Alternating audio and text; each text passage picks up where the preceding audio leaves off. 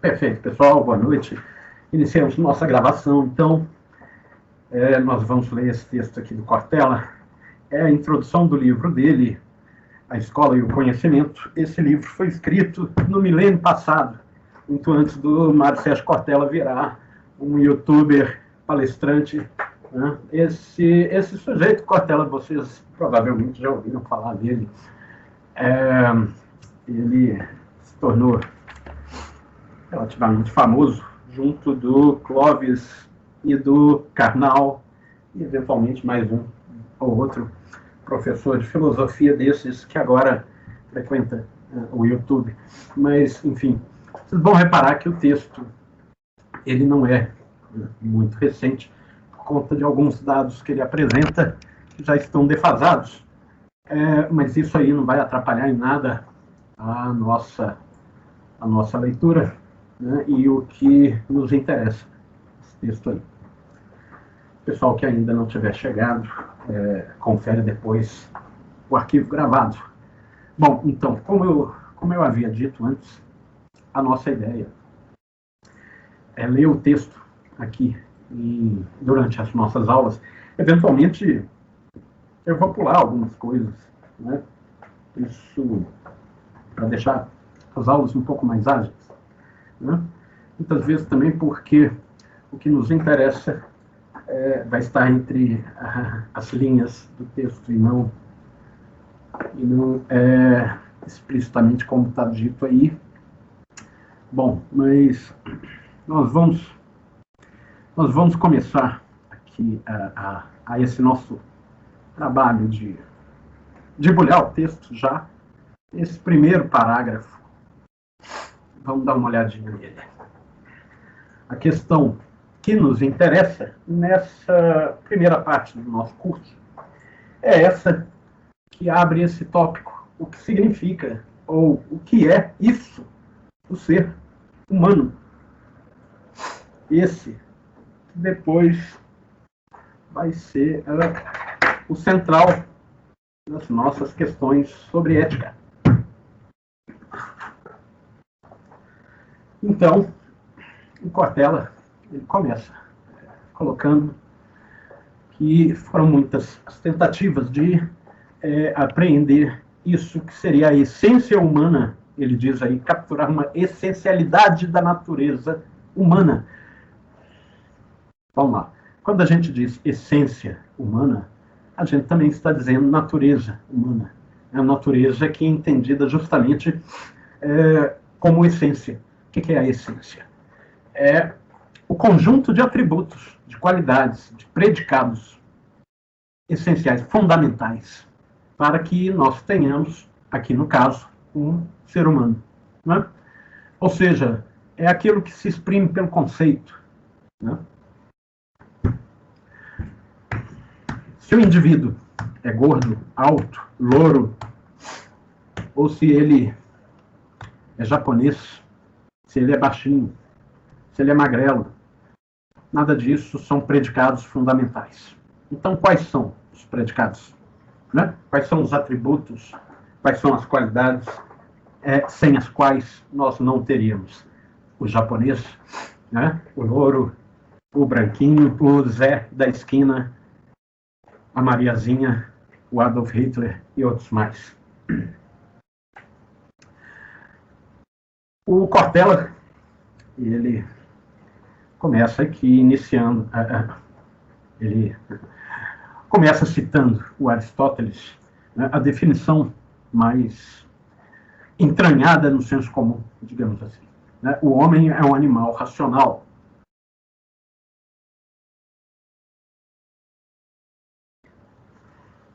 Então, o Aristóteles está querendo dizer com isso duas coisas. Primeiro, que a racionalidade é um atributo fundamental. Né? Sem ela, nós não teríamos o homem.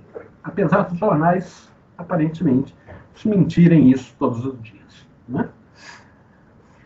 E mais, que a racionalidade é um atributo natural, né? Pois nós temos aqui um animal que possui a racionalidade.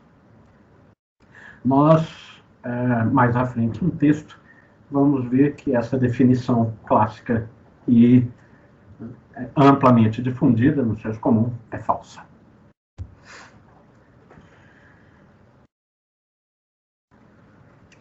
Ele cita que o Platão, que antes de Aristóteles, disse que o homem era um bípede sem penas. Isso aí vocês podem encontrar num livro chamado Vidas e Obras dos Filósofos Ilustres, de um historiador antigo chamado Diógenes Laércio. O Diógenes Laércio conta um caos de quando o Platão estava lá na praça, na Ágora de Atenas, com os amigos. E um deles resolve perguntar para ele, né, Platão, você que é um sábio e tal, responde aqui uma coisa, o que é o homem? E parece que o Platão não estava assim, muito interessado em trabalhar naquele momento de distração, estava mais interessado em tomar a sopinha egípcia dele com os amigos, isso que a gente chama de cerveja. E ele solta essa aí, né? O homem é um bípede implume, um bípede sem penas. Não parece uma boa resposta, né? E um amigo do Platão, que era um mendigo de Atenas, muito respeitado, porque os mendigos eram vistos, né, como porta-vozes de alguma sabedoria divina, né, na medida em que eles falavam muita loucura, né, e as pessoas achavam aquilo oracular e tal. Esse cara era também chamado Diógenes, morador de um barril. Saiu correndo ali, foi até um galinheiro, pegou uma galinha, arrancou as penas e levou a galinha depenada lá para o meio do pessoal e falou, tá aqui o homem de Platão. Dá para perceber que a definição do Aristóteles tem aí um ligeiro ganho, né, de qualidade em relação à do Platão. Vocês veem que o Aristóteles ele define as coisas por gênero e espécie, né? O homem é do gênero natureza, animal. E o que é aquilo que é específico? A racionalidade. Né? Tá.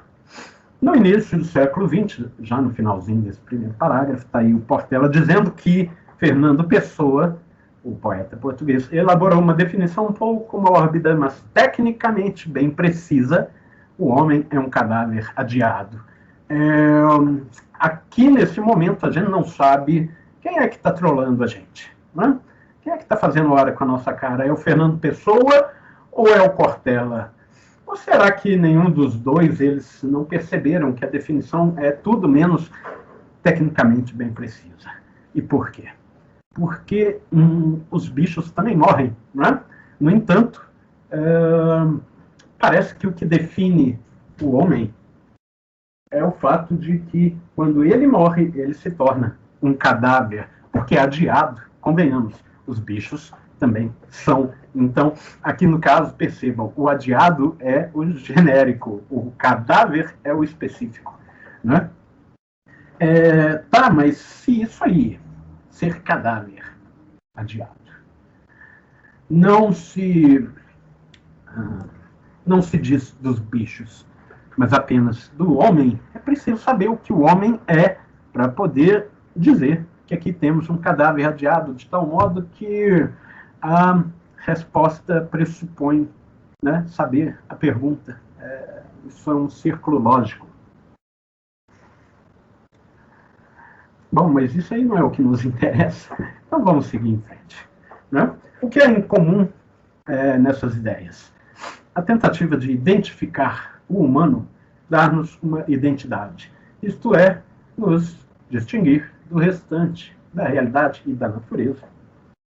De modo que nela nos localizemos. Eu sublinhei esse nela nos localizemos, porque um pouco mais adiante a gente vai voltar a essa categoria espacial aí, a da localização. Ao mesmo tempo, é a procura de uma definição do latim finis, limite, fronteira, daquilo que nos contorna, nos circunscreve, nos contém, marca nosso lugar. Mais uma vez aí, a ideia, a categoria de espaço. Né? Qual é o nosso espaço em meio à natureza? Né? De fato, nós somos natureza, nós somos outra coisa que a natureza. Isso aí, olha, que ele está colocando, é justamente o que o conceito busca fazer. Né? Nos circunscrever, assim como circunscrever todas as coisas. Né? Expressar aquilo que seriam os contornos, os atributos, os predicados fundamentais, para que a coisa seja aquilo que ela é. Isso não é apenas uma questão, digamos assim, epistemológica, isso aqui não é apenas essencial para o conhecimento, mas também é uma determinação ontológica, ou seja, diz respeito àquilo que as coisas são. Né?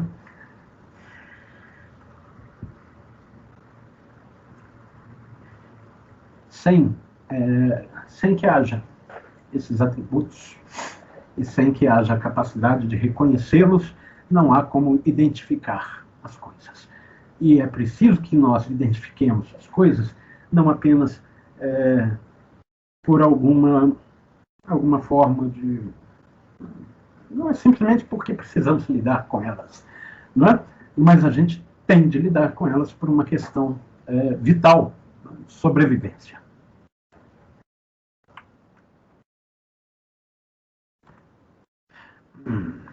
Esse é um dos mais antigos temas que a humanidade se vem colocando no decorrer dos séculos. Mais abstratas que pareçam, perguntas como: por que estamos aqui neste mundo? Quem ou o que o fez? Supondo que tenha sido feito. Por que nós? De onde viemos e para onde vamos? Porque existe alguma coisa e não nada? Porque eu? Né? Porque logo a mim coube ser eu? Têm sido cruciais. É claro, nós não ficamos colocando essas perguntas, até porque elas já foram respondidas, até mesmo antes que a gente pudesse colocá-las. Nós herdamos as respostas a elas dos nossos pais, da comunidade, né? Da escola, da igreja, da internet e por aí vai. Né? Parece assim que elas só nos vêm quando as respostas de repente entram em crise. Né? Por que essas respostas entram em crise? Nós vamos ver aí mais para frente. De uma ou outra forma, individualmente ou nos grupos sociais, essas dúvidas são objetos de reflexões filosóficas. Temores, confrontos, desesperos de caráter mitológico, especialmente. Né? O mito é aquilo que nos surge para aplacar as nossas angústias, nossos medos. Né? O mito não está aí como objeto de reflexão, ou melhor, ele não é reflexivo, né? Ele é emocional. Quanto aos confrontos, bom, é curioso como que haja mais medo acerca daquilo que se pergunta do que acerca daquilo que se responde. Ou melhor, acerca da própria resposta, na medida em que ela se choca com outras respostas. Do que eu estou falando? Das guerras santas. Vamos lá. Depois, se for o caso, a gente volta a isso. A indagação sobre nós mesmos, a razão de sermos e de nossa origem e destino. Por que eu coloquei isso ali em negrito? Porque está aí os dois polos ao redor dos quais a consciência mítica gravita. Né? Questão da origem e do destino, do Gênesis e do Apocalipse. Né? Essa questão do destino, ela é a afirmação de que haja um destino, ela produz aí um problema de caráter ético muito grave. Que é o seguinte: se você acredita que Deus tem um plano para a sua vida, né? Que ele tem onisciência do seu futuro, e é claro que ele tem, porque senão ele não poderia ser Deus, né? Então é preciso admitir que o que quer que você faça está pré-determinado, de algum modo. Está escrito nas estrelas, como os gregos arcaicos acreditavam, ou na mente de Deus, como durante a Idade Média, não importa. O que importa é que, seja lá o que você fizer, talvez não seja exatamente resultado da sua vontade, né? Se não é resultado da sua vontade, pois o seu destino já está determinado, então qual é a sua responsabilidade sobre o que você faz?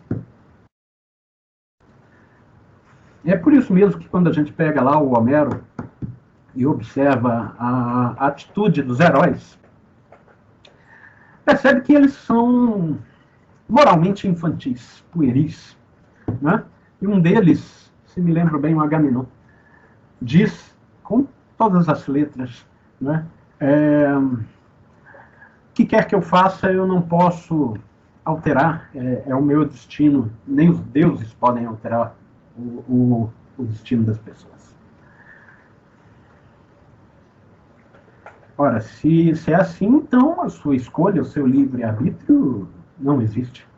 Se ele não existe, então não é sua responsabilidade, né, a consequência de seus atos. Então, se é assim, não há moral possível.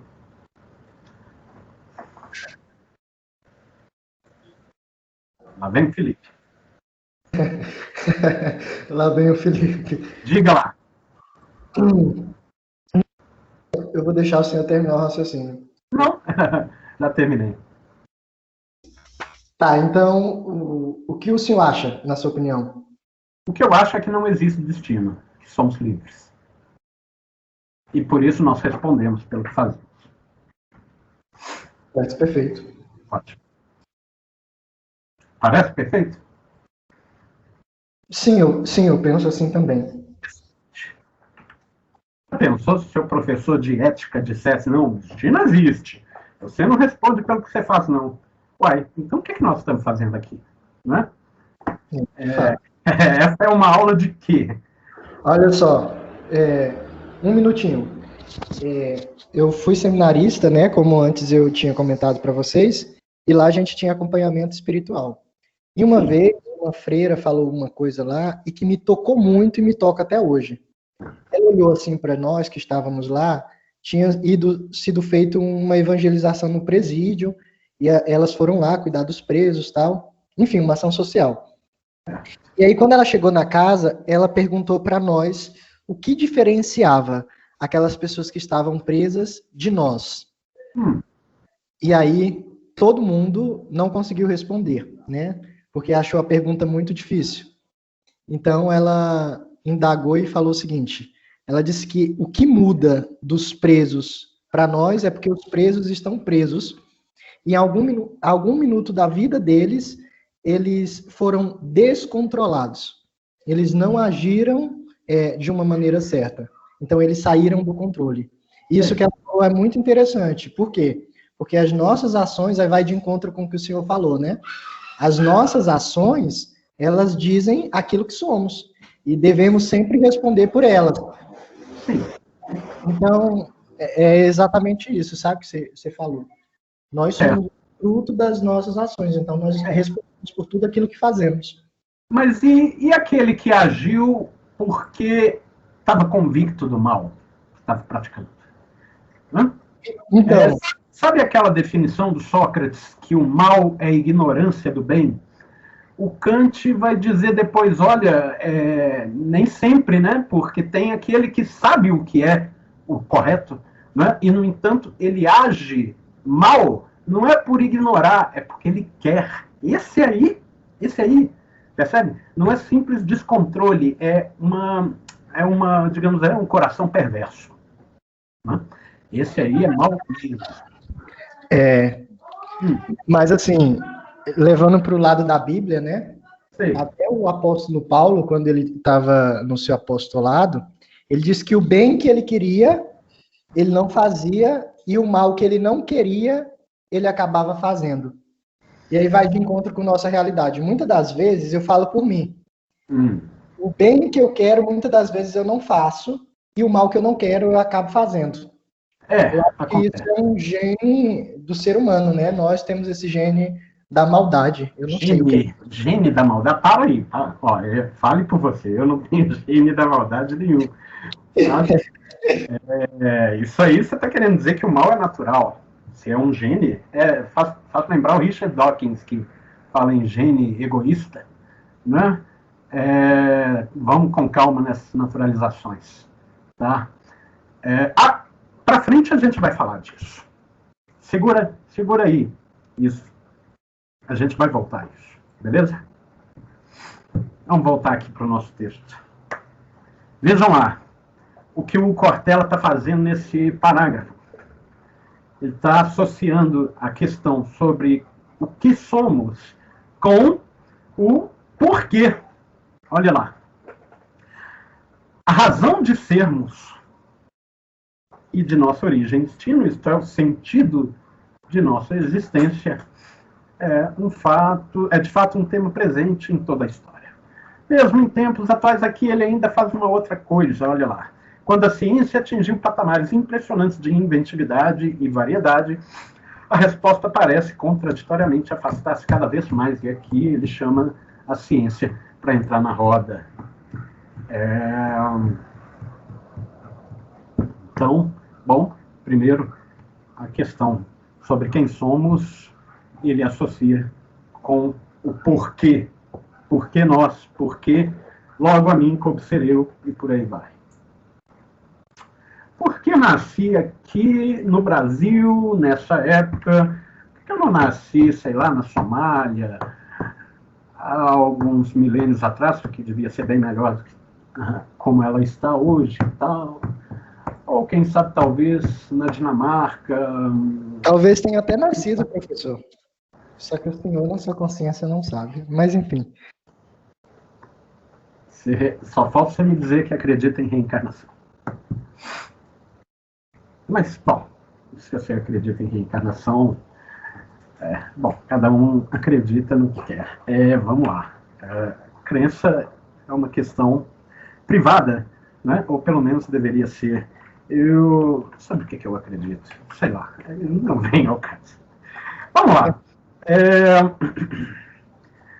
Ele chamou aí a ciência para entrar na roda. Isso é curioso, porque quando a gente olha no Facebook, de repente a gente encontra assim uns grupos em que tem de um lado uns crentes e de outro uns ateus discutindo as coisas. E é engraçado porque os ateus costumam chamar a ciência, né, a entrar lá na roda, mas a ciência de fato não tem muito o que dizer sobre isso aí, né? Não são questões científicas. Questões sobre a existência são questões filosóficas, são questões ontológicas. A ciência pressupõe já a existência do seu objeto, exceto talvez a teologia. Não é? Portanto, não é o tipo de questão que ela vai se ocupar, e nesse sentido os crentes têm razão quando dizem, né, a ciência não tem a resposta para tudo. De fato, para isso aí, não há o que... Afinal, o que é a ciência? Né? Qual ciência? Você vai pedir para que um geólogo, sei lá, um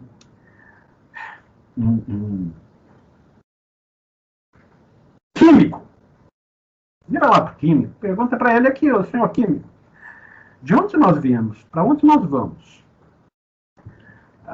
Qual o sentido da vida?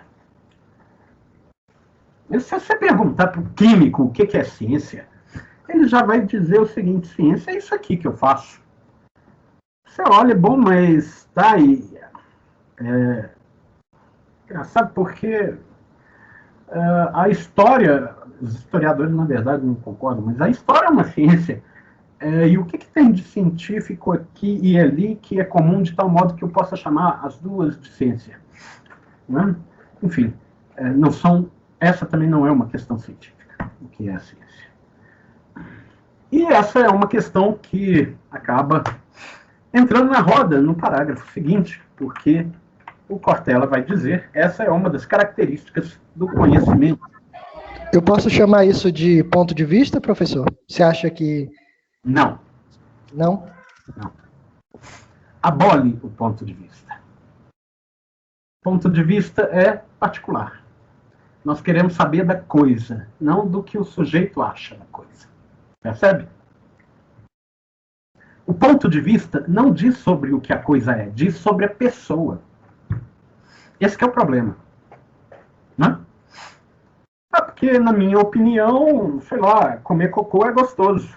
Poxa, ainda bem que é apenas uma opinião. Percebe? Isso aí é coisa de coprófago. Ponto de vista. Nietzsche, por exemplo, que gostava de lamber cavalo na rua. Né? Enfim. Quanto mais se sabe, mais se ignora.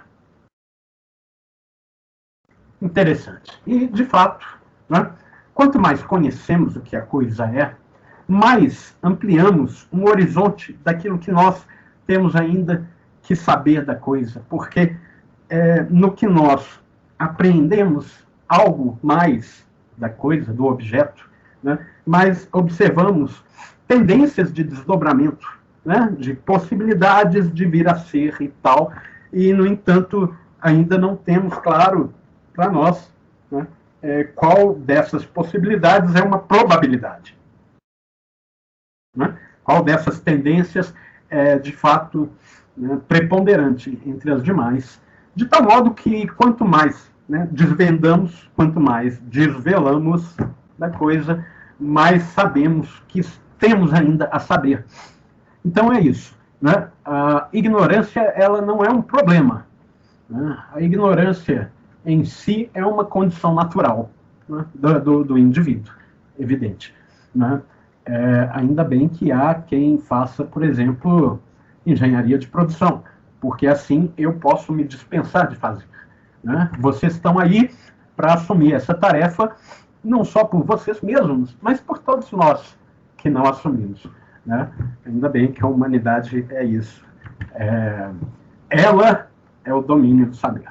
Né? Nós, indivíduos, não. Nós somos o da ignorância. O problema não é a ignorância, o problema é a vaidade. Né? Que é incrível, mas existe. Há quem se orgulhe de ser ignorante. Costumam aí formar hordas nas ruas, nas redes sociais também, etc., empunhar aí bandeiras made in China sobre aquilo que é deles, o meu país. Engraçado, meu país. Eu não tenho nem barraco na favela, não sei o que é isso de falar do meu país. Mas tá ok. Não vamos entrar nesse assunto.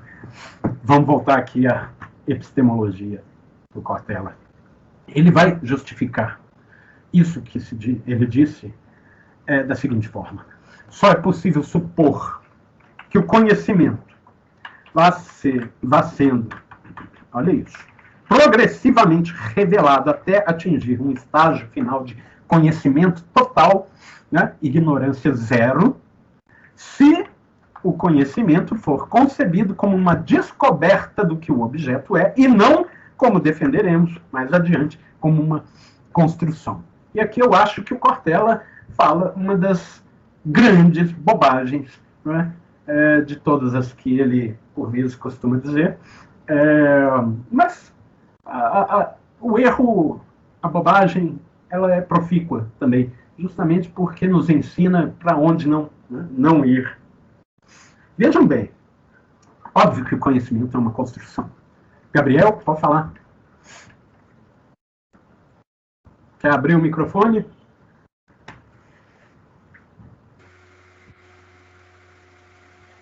Gabriel da Física, que você me conhece. Opa! Seja bem-vindo.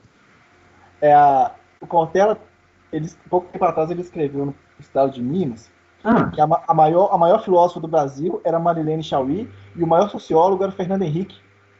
Você acha isso uma bobagem também? Acho. Tremenda bobagem. Bom, pode ser uma opinião dele, mas se ele está afirmando que é como se não fosse.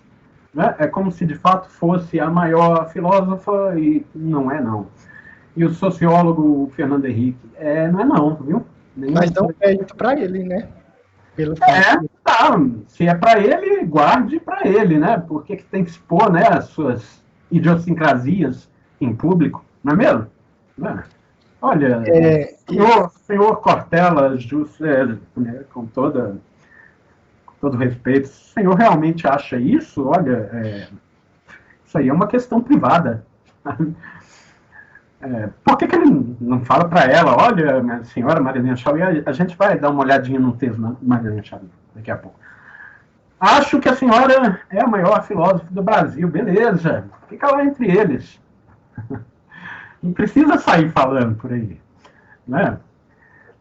Porque a Marilena Chaui, ela, tudo bem, tem lá a sua produção teórica sobre o Spinoza, bastante respeitável e tal, mas quando ela sai dali... Será se, então, ele não deu a opinião dele? Foi a opinião dele, né? Foi uma opinião. O problema é quando alguém, né, passa uma opinião, só que ela está, digamos assim, travestida de um saber objetivo. A opinião não é objetiva, né? A opinião é um ponto de vista. Aí ele falou um monte de bobagem. Outra que ele falou também, ele falou que a única pessoa do mundo que entendeu Marx foi o Gramsci. O resto nunca entendeu Marx. Ele deve ter entendido Marx para poder falar isso, né? Então, olha só, ele está se contradizendo, né? Uai, como que você sabe que o Gramsci foi o único a entender Marx se você também não entende o Marx? Então, pronto, tá aí. É sério, não é preciso entender o Marx para saber que o cara está falando besteira. Mas vamos lá, né, pessoal? Fora isso, o Cortella fala coisas legais, tá? Não vamos, assim, desqualificar, por exemplo, esse texto aqui, só porque o autor é um pimpão, não é mesmo? O autor, ele né, esse sujeito zoeiro e tal. O Cortella é um cara divertido, etc. Né?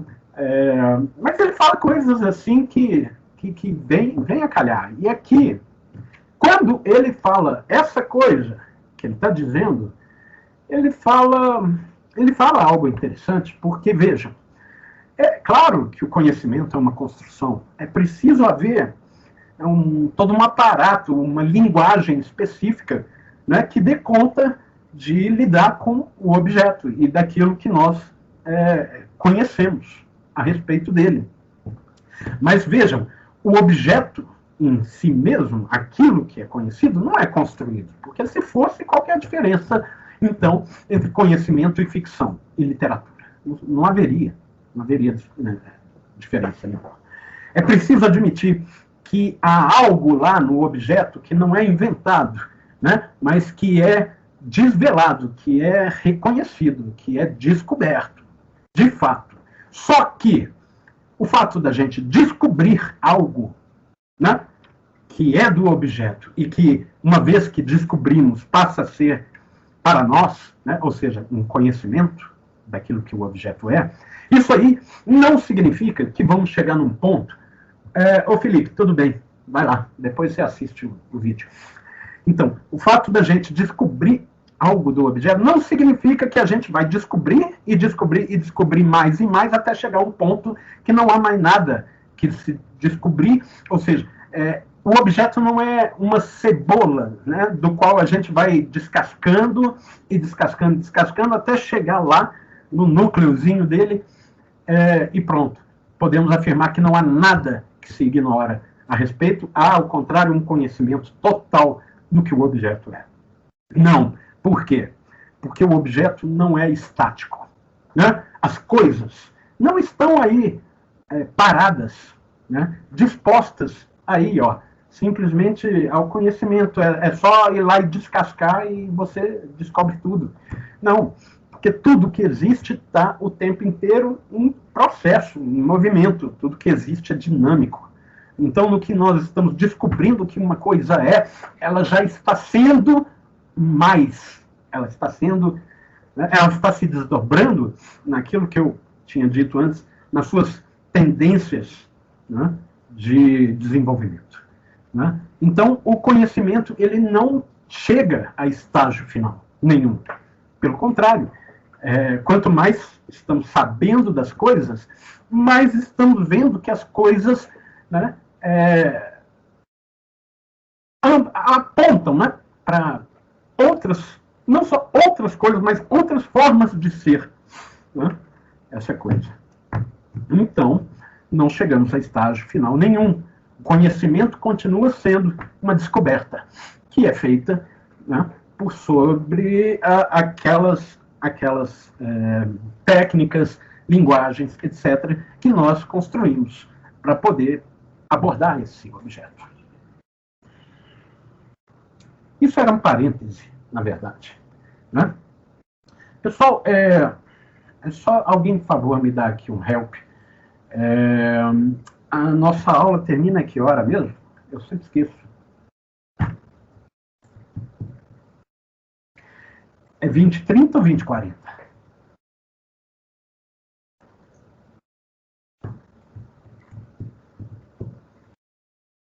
Alguém aí?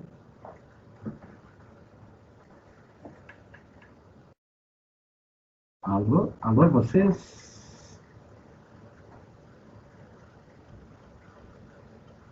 20h40. Obrigado. 20h40. Obrigado, Gabriel. Beleza, então nós temos aí 10 minutos. É 20h30, professor? É 20h30 ou 20h40? No horário aqui está 20h30. Ah, pois bem, pessoal, então agradeço aí a presença de vocês. Era 19h40 que terminava o horário anterior, Gabriel. Eu acho que você fez essa confusão que eu estava fazendo também. Então, semana que vem a gente continua, vamos parar aqui, tá? Nesse ponto do texto. A gente continua ele. Eu vou deixar aqui uma marquinha assim, quer ver? Só para a gente lembrar para paramos aí, ó. Ficamos assim, então, pessoal? Vou terminar a nossa gravação. Semana que vem a gente se fala. Muito obrigado, viu, pessoal? Perfeito, professor. Obrigado, senhor. Boa noite. Beleza, Felipe? Um abraço.